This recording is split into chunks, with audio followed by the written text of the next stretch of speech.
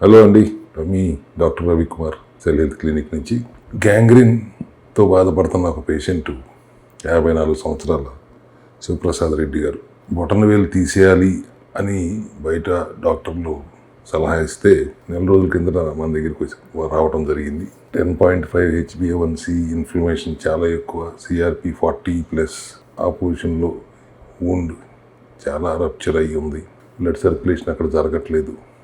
Blood glucose ఎప్పటి నుంచో diabetic అవ్వటం వల్ల వూండ్ హీలింగ్ ప్రాపర్టీ ఎట్లా తగ్గిపోతుందని మనకు తెలిసిన విషయమే. బ్లడ్ సర్క్యులేషన్ జరగక ఆ సిచ్యుయేషన్లో మన సప్లిమెంటరీ సపోర్ట్తో పాటు మనం సొంతం చేసుకున్న మన ప్రోటోకాల్ అయిన ఫెర్మెంటేషన్ అండ్ లేయర్డ్ ఈటింగ్ ప్యాటర్న్లో రోజుకు ఒకసారి మిల్లెట్స్ తింటూ సీక్వెన్స్ ఆఫ్ ఈటింగ్ ఏంటనేది మేము చెప్పినట్టు పాటిస్తూ జస్ట్ 1 month అయిందండి.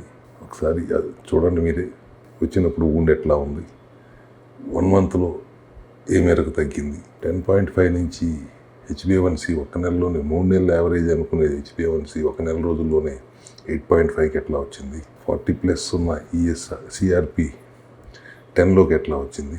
HbA1c 8.5 రావటం, ఫాస్టింగ్ 370 అట్లా ఉండేది 120కి ఎట్లా వచ్చింది.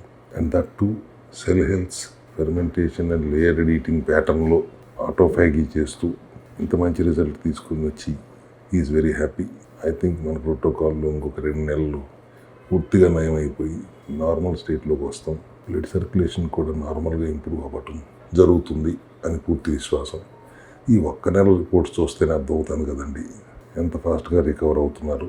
So autophagy and layered eating and fermentation is the secret behind cell health success along with our supplementary support. ఇది ఒక్కటి ఉదాహరణ సరిపోదా సార్? ఎటువంటి అనారోగ్యమైన, ఎటువంటి భయాలు లేకుండా వచ్చి మా డాక్టర్ల బృందాన్ని సంప్రదించండి. Thank you.